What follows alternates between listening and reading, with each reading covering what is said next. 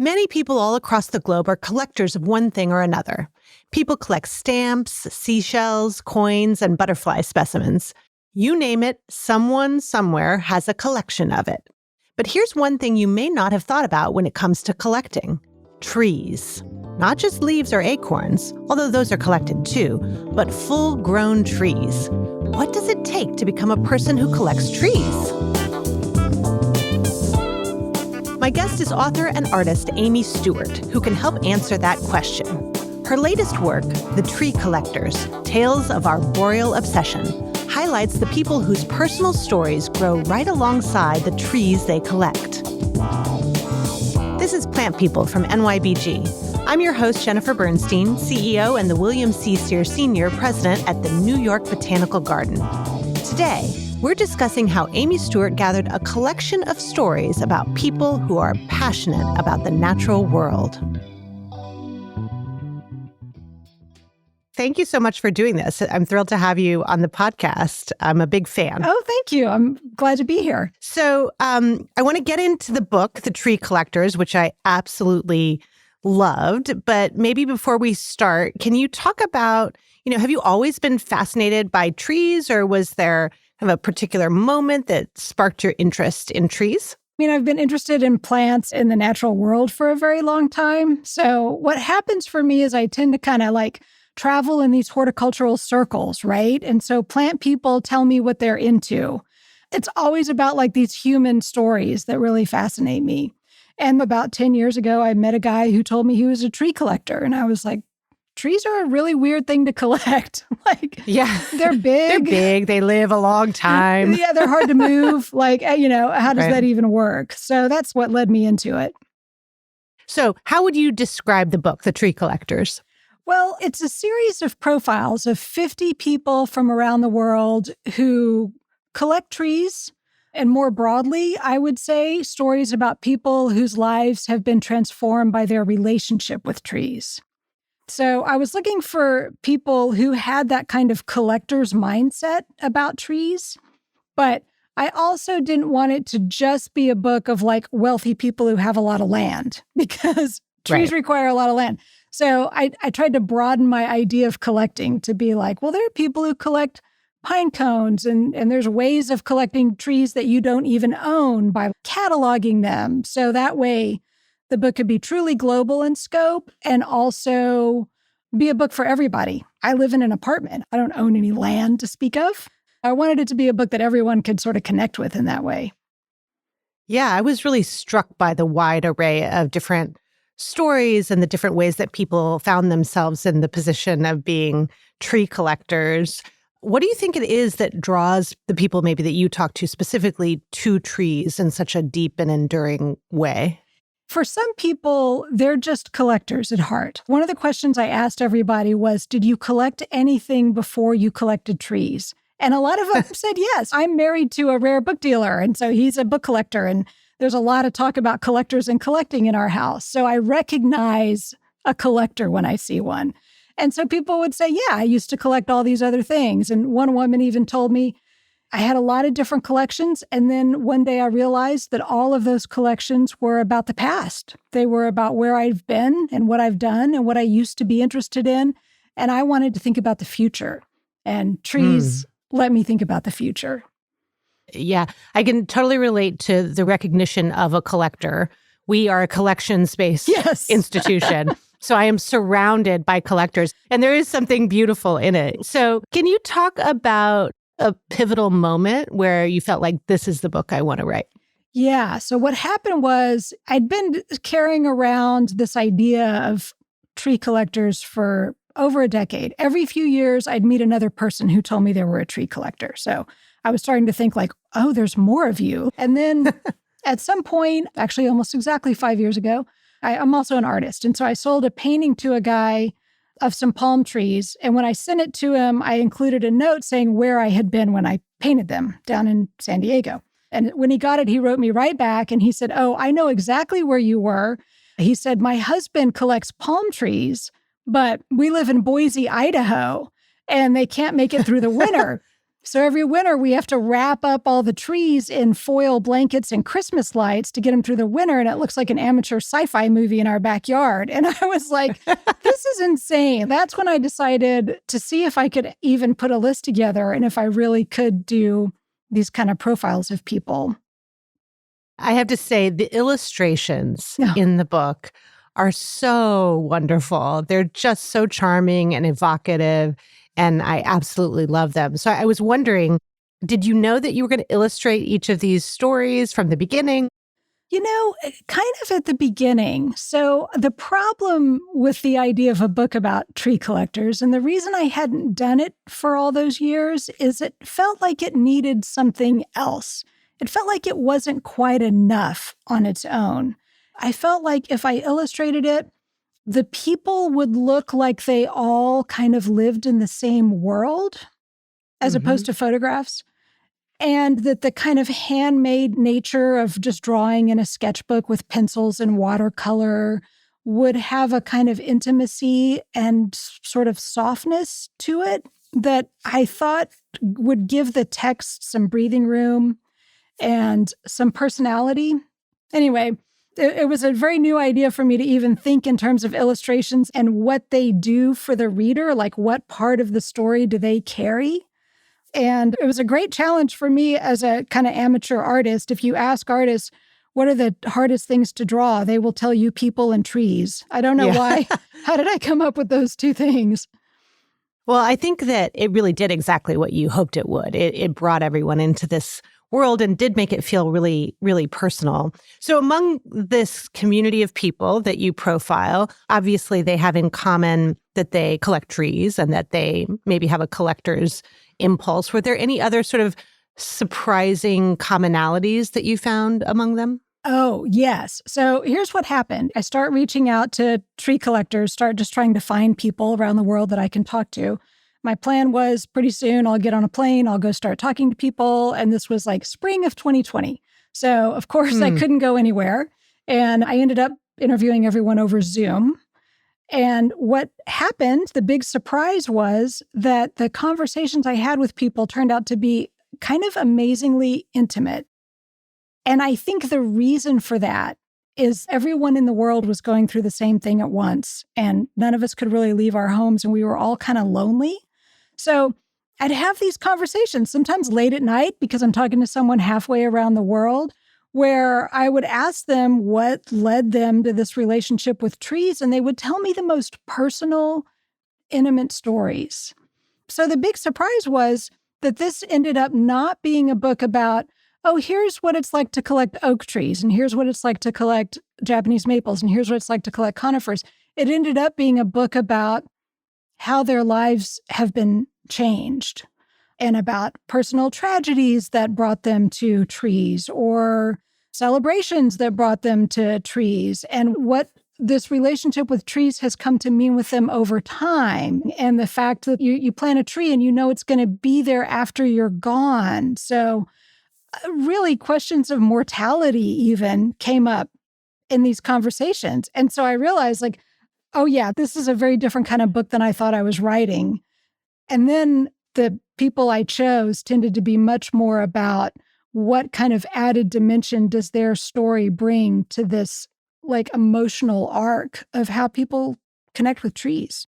Yeah, and the book really does lay out like different kind of archetypes, and the archetypes that you lay out are getting to something very fundamental and profound about what's driving this in the people that you're profiling. So that all makes a lot of sense.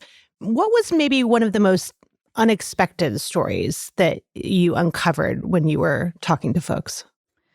One of the most unexpected stories, it's hard to even choose one. I will say that Shyam Sundar Paliwal's story, he's in India, his story about planting trees to honor his daughter who died, and how that turned into basically a community forest of trees to honor every girl born in the village, was not only a really, remarkable, powerful, touching story, but a great process just in terms of getting to know him.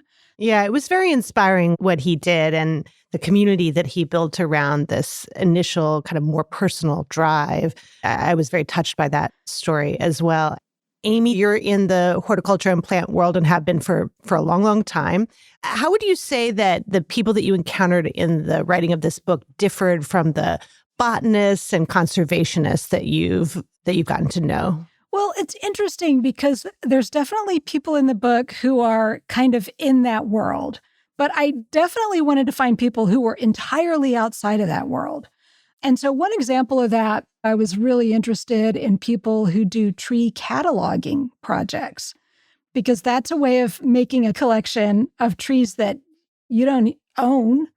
So I would go on like TikTok and YouTube and places like that to find people who were super into trees in kind of alternative ways and outside of the plant world.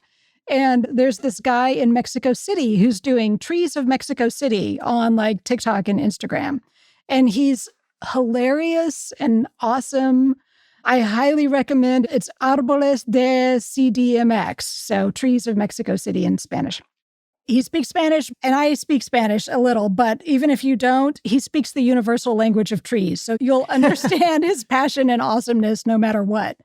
But yeah, it was great to find people like that who are just off doing their own thing and connecting with people kind of outside of the horticulture world about trees also. Sometimes when you're inside of the kind of professional world of it, it can feel small, but it's something that's accessible to everybody. Right. And a lot of people share a passion for it. So is there a collector that you can talk about whose work was really about preserving cultural heritage? I think probably one of the most amazing people in the book, the youngest person, I think, in the book is Reagan Whitesalusi. And so Reagan grew up in New Mexico.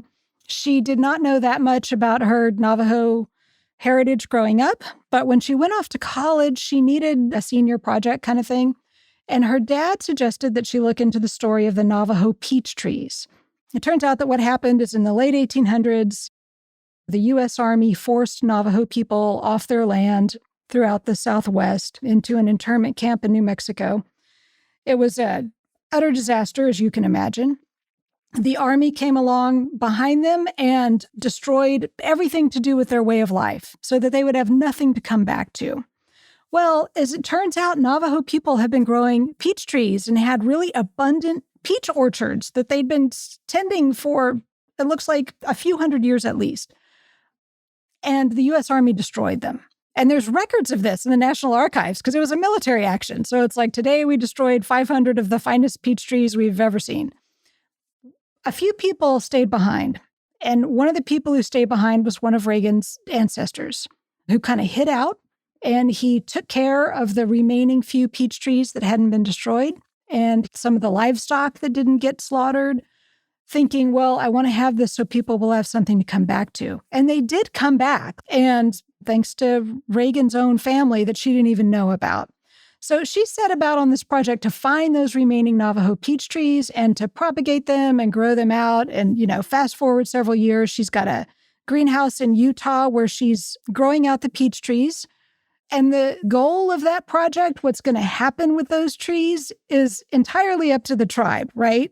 This one's really fascinating to me because usually when we think about collecting, we think about ownership. Like, I own them. I have collected them and therefore I own them. But this is a very different notion of ownership, right? Like, I'm sure there's tons of fruit tree collectors who are thinking like, ooh, I'd love to get my hands on a Navajo peach tree. That sounds cool. But like, that's not who it's for, right? It's for the tribe. It's for the community.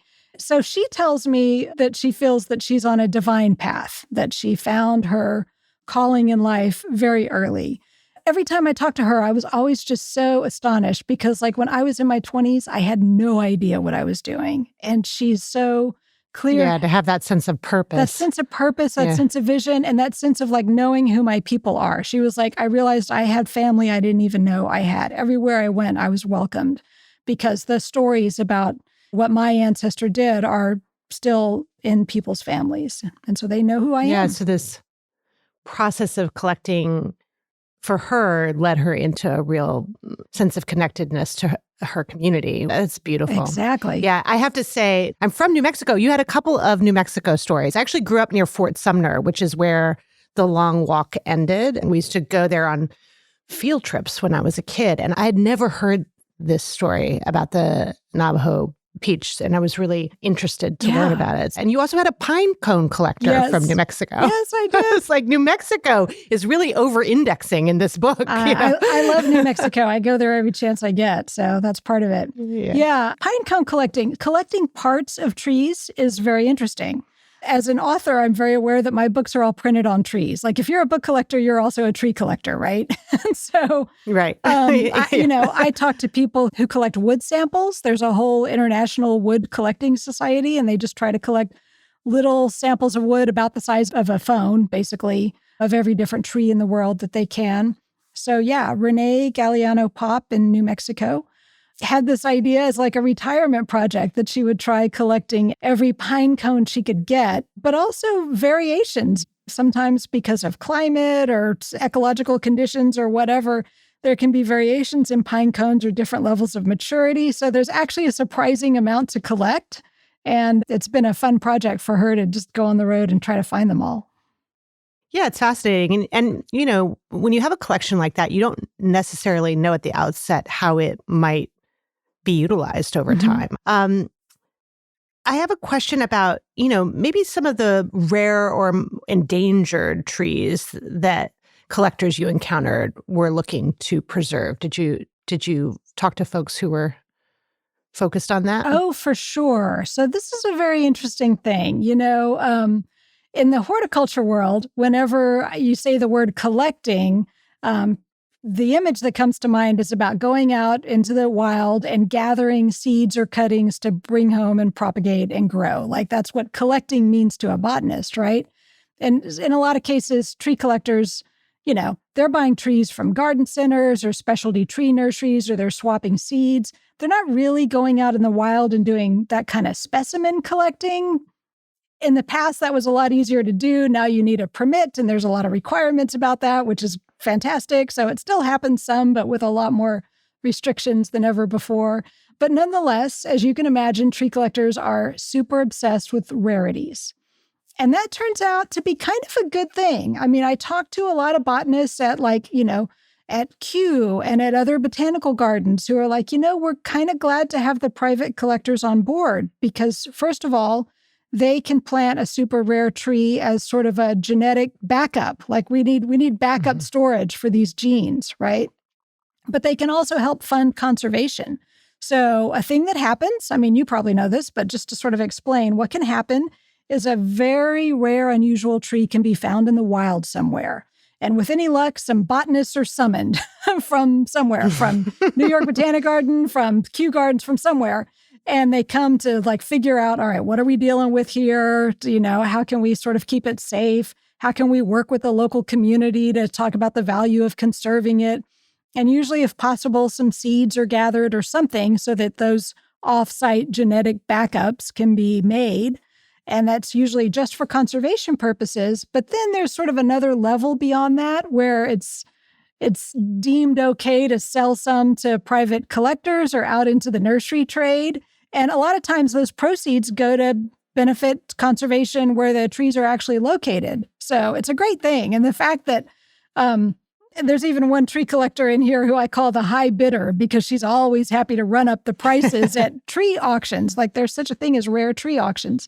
And so the fact that there are collectors who are willing to pay top dollar for a very rare tree is kind of a good thing because it does mean some money can go to conserving it and keeping it safe where it lives in the wild.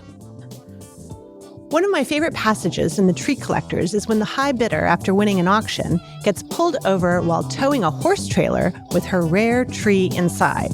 I can just imagine what the officer thought when he opened the trailer. When we return, we'll speak with Amy about how climate change is reshaping the world of tree collecting.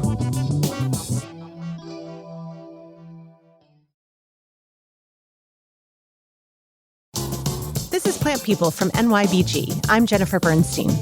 I've been speaking with author Amy Stewart about her book, Tree Collectors, Tales of Arboreal Obsession. Many of the collectors Amy interviewed are doing so with an eye toward the future.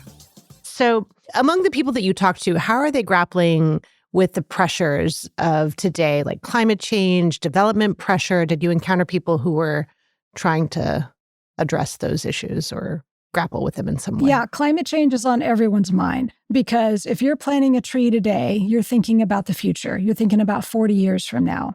So that is the one thing that came up over and over and over again is what will the trees of tomorrow need to look like? There are tree collectors out there who are very happy to pay for mature trees that would otherwise be demolished during a development process, which happens. You're doing construction, a couple of trees are going to come down. And there's even brokers who will broker the sale of mature trees to people who want them. One person who works in that business told me that the one thing money can't buy you is time. So, like super wealthy clients are very interested in mature trees because it's something that it buys them the time that they can't get any other way. It's possible to move mature trees using a machine called a tree spade for smaller trees or by hand digging larger ones. To move a tree by hand, experts will excavate and prune the root system up to a year in advance to give the tree a better chance at adapting to its new location. As you can imagine, moving trees is a costly process, and the trees can take years to recover. But then the other side of that with development is also people saying, what's going to happen to my collection when I'm gone? So like one woman in the book, Joni Cooper, is working to preserve a collection of apple trees near where I live in Portland, Oregon. And that's a situation where the collector, he had one of the largest collections of apple trees in the world, and he had cancer and knew he wasn't going to live long. And he was urging someone to do something about his collection of apple trees, but he knew that the land would probably get sold off and no one could really afford to buy it. So what Joni and her group have been doing is propagating every single one of about 4,000 apple trees so they can be grown on another piece of land to preserve the collection in case it is lost to developers. So that sort of long-range thinking, very important when you're thinking about trees, exactly. Whether it's the climate impacts or the development pressure. Speaking of apples, it was great to see Sam Van Aken profiled in the book. Of course, we're fans of him here, and it's so wonderful what he's done in Governor's Island. I think it's a great way for people to learn about grafting. Grafting is a horticultural technique that joins the tissues of plants so that they can grow together. It can be used to create hybrid fruit trees, improve hardiness or pest resistance, or repair damage, among many other uses. So what was your experience getting to know Sam? Well, I had heard about him. I've known about his work for a while. He did this tree of 40 fruits where he grafted 40 different stone fruits onto one tree. So it could be peaches, plums, any kind of stone fruit. So I knew about that project, but this gets back to me thinking about, like, I want this to be a book for everybody and you don't need a ton of land. And how can you have a tree collection of just one tree?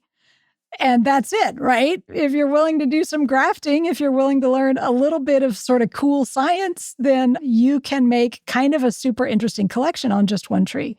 So yeah, that's what Sam does. And yeah, he did this amazing project on Governor's Island, but also various places around the country, like science museums and college campuses. He has installed these trees of 40 fruits, which he often has to go back and visit over and over again. Like, you don't just graft 40 varieties onto a tree in an afternoon and walk away. Like, it takes years to really build it out, which he's done. And so they're beautiful and interesting. And one of the things he told me is that he really likes these trees because they produce a small amount of fruit over a period of a few months, as opposed to like your plum tree gets ripe all at once and you're forcing bags of plums in all your neighbors' front porches.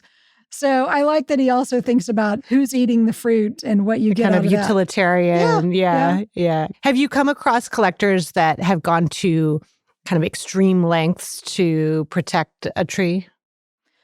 Well, for sure. I think Dave Adams in Boise, who I mentioned, wraps his palm trees in foil blankets and Christmas tree lights in order to get them through the winter. And then a lot of his trees are in pots that he moves into his garage, and even some live in his guest room throughout the winter. So he says their house is like a hospice for palm trees all through the winter.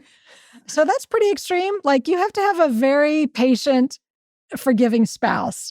If you're going to fill the house with trees all winter long, every winter when you could have chosen a tree to collect that actually grows where you live. But no. That would have been too easy. That would have been too easy. Exactly. We're all sort of zone deniers to a certain extent, right? We all want the thing we can't have wherever we live. Yeah, that zone denier. That's a great phrase. I haven't heard that before. I'm curious, how did writing the book sort of change your personal relationship with trees? Once I started talking to tree collectors, I realized they're looking at each tree as an individual and kind of thinking, do I want this one? How much do I like this one? So I live in a neighborhood in Portland, Oregon that's just full of it's absolutely gorgeous urban tree canopy. But then I started walking around really looking at individual trees. And now I definitely have favorites. Like if you came over, I could take you on a walk around this neighborhood and show you which ones I like the most. And they're not because they're like the biggest or the rarest, but I have just formed some kind of opinion about them. Yeah. You know, Amy, it sounds like you've become a tree collector a little bit. A little bit. So how can people support the work of tree collectors even if they don't have land to plant trees? Well, I think one of the big things, especially if you live in a city, is there's probably a tree cataloging project or a tree inventory project going on. Certainly here in Portland, there's this amazing street tree inventory project that they're just rolling out the latest iteration of, but also tree planting. And so I would argue that every tree you've ever planted is your personal tree collection, wherever they are. Mm-hmm. If you want to get involved in a tree planting project in a park or maybe a neighborhood not far from you, all of the trees that you put in the ground are yours forever. You forever have a relationship with them. It's interesting to think about these sort of community action efforts that connect people to not just the canopy writ large, but to the individual trees. Mm-hmm. Sort of as you were talking earlier about how you developed relationships with individuals, that sense of place, I think, is a big part of what we need in the environmental world writ large, a sort of connection to your place and how you're influencing it can make you feel much more empowered and I think more energetic to grapple with the bigger issues that are sort of beyond your direct locus of control. So I think it's a very empowering way to think about it. Yeah. I wrote a piece in my newsletter not long ago about a street tree that just got cut down on my street that I was so sorry to see go. And I did a bunch of things to sort of commemorate it. Like I went out and put a little art gallery on the trunk of the tree the day that it was going to get cut down of paintings that I'd done, and people stopped by to talk. And it was this kind of cool moment. And I had a comment from a woman who is a tree preservation officer in Belgium saying, we do a lot of work with heritage trees, and sometimes a tree does have to come down. And it never occurred to me that we should have some kind of like ritual for the people or a ceremony for the people who live near it to be able to say goodbye to it. And I think I'm going to start doing that. And I just thought, wow, what an amazing thing. Like you and I don't know each other. We live halfway around the world from each other. And now you're going to start having little ceremonies to say goodbye to trees in the neighborhood. But I do think it's that, right? Like this hyper-local sense of what is going on your block even. Yeah. So that's interesting to think, too, about a tree preservation officer, which I don't think is something that every municipality has. No, probably not. Are there particular government frameworks, regulations that you encountered as you were talking to people in this world that you think help people preserve important trees? Well, it doesn't come up as much with tree collectors because, you know, by and large, they are planting trees on their own land, but definitely communities have processes for protecting heritage trees. The fact that there are tree collectors out there who are happy to rescue trees that are otherwise imperiled, and I talked to several of them. It's like one little bright spot. It's one little way to maybe save a tree that would have just gone into the wood chipper otherwise, but can be actually moved and have another life somewhere else. So that's kind of cool. And sometimes these things can be rogue. I mean, the person that you profiled who has the podcast Crime Pays, but Botany doesn't, he started out kind of rogue. Right? Totally. Still is. Yeah, for sure. But yes, he's done a lot of cool things with botany. But this is Joey Santour. And what I wanted to talk to him about was his rogue tree planting project that he had done in Oakland, California several years ago. And so he just noticed this neglected median strip just on a road where no one was really paying attention to landscaping. And he just started planting really cool, interesting trees. So it's kind of like guerrilla gardening, only trees, which is a whole different scale. I love that. And it sort of gives people a different perspective on what they can do. It opens them up to ideas about how they can influence their immediate environment. So are there specific organizations or groups of people that you would point folks to support tree planting efforts or tree preservation? Oh, well, I think the best efforts are probably pretty local. So your local arboretum or botanical garden or city parks, whoever manages your urban forest, if you have one, is probably the best place to go for that. Yeah. A lot of people, of course, engage with us here at NYBG because they're interested in that kind of work. And there's many organizations here in New York City. For example, there's a wonderful organization called the Natural Areas Conservancy that is really engaged with helping to protect the natural areas that are within the New York City park system. So wherever you are, there are these kinds of groups, and it's a great way to connect with like-minded people. Speaking of that, because I love that you used the phrase plant people very early on in our conversation, which is, of course, the title of this podcast. So one question that I like to ask folks that I talk to is, what is it that makes you a plant person? Oh, wow. It's a tricky question to answer, but I do think that what makes me a plant person really is the stories. I really think I got interested in plants when I realized there were stories behind them. There's some tulips sitting on my table right now, and tulips are beautiful, and there they are, they're tulips. But once I realized that someone bred those tulips, and I can go talk to them, and I can find out what the deal is with those tulips, that's what sort of got me interested in the first place. So it's something about that, something about the stories. Every plant has a fascinating kind of history and story, and the plants that we encounter in our everyday lives, including the food we eat, definitely has a story connected to people who are living and working today. So yeah, that's a big part of what I love about plants too. Right. Well, it's been really fun talking to you. Yes, this has been great. Thank you. Thank you for taking the time. Yeah, thank you. As Amy pointed out, it doesn't take much to start collecting trees, and even less to simply care for one. The responsibility doesn't have to be grand. It just needs to be intentional. A single act that helps a tree thrive could be enough to turn you into a plant collector of some kind. And who knows, you might just end up in someone else's book one day. In our next episode, we speak with Brad Oberly, Associate Curator at NYBG's Center for Conservation and Restoration Ecology, about the critical role mangroves play in our ecosystems and the ongoing efforts to protect them. We also explore how studying their unique functions can offer valuable insights into climate change mitigation and resilience strategies. Thanks for listening. If you're a plant person and want to give us a boost, please rate us on whatever podcast app you use, like iHeart, Spotify, or Apple Podcasts. And don't forget to follow NYBG on social media. As a special offer for first-time members, use the code PLANTPOD on nybg.org for $10 off our most popular levels of membership. Plant People is a co-production of NYBG and PRX Productions. From PRX, Plant People is produced by Jessica Miller, Courtney Florentine, Genevieve Sponsler, Adriana Rosas Rivera, and Pedro Rafael Rosado. The executive producer of PRX Productions is Jocelyn Gonzalez.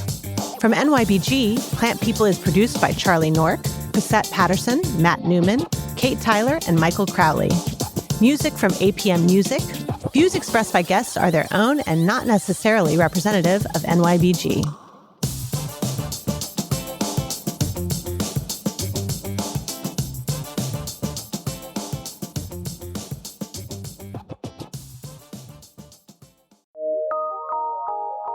From PRX.